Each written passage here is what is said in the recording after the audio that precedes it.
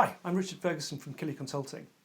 With the encouragement by the government to return to work, the challenge of shaping what many are referring to as a sort of hybrid model of working is beginning to play out, and I'd argue that it's probably one of the most significant challenges or opportunities that leaders are currently facing. I hear people talk about how do we go back to work as a sort of operational challenge, but I think the more important question is how do we want to work going forward?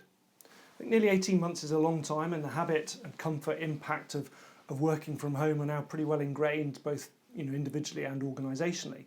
And one of the issues moving forward seems to be that there is clearly an expectation or a sense of right that people should be allowed to work from home.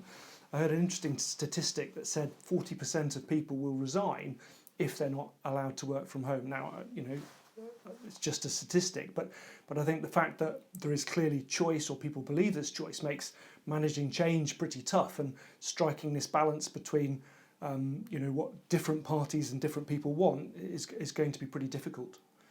The other thing that fascinates me is the culture and cultures in organisations, and I'm intrigued by how the culture of organisations will have changed and shifted as a consequence of the pandemic. If we define culture as the way we do things around here when nobody's looking, then clearly there's been significant shift in behaviours, in ways of working as organisations have evolved over the last 12 to 18 months. By definition, we always have a culture. We work in, we create a culture just by being, but does it reflect what the organisation wants and needs moving forward is the question to begin to ask and answer. I heard an interesting phrase the other day, which was that the office should become the new offsite.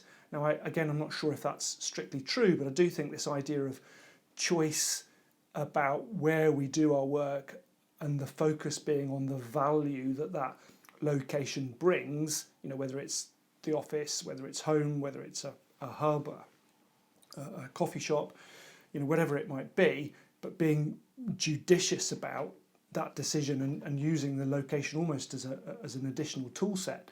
So we're really deliberate about where is the best place that we could do this work, as opposed to just kind of the default, which I think has previously been the way we operate. We're at work, we're in the office, so let's have the meeting there, or let's do the work there. So I think that's interesting.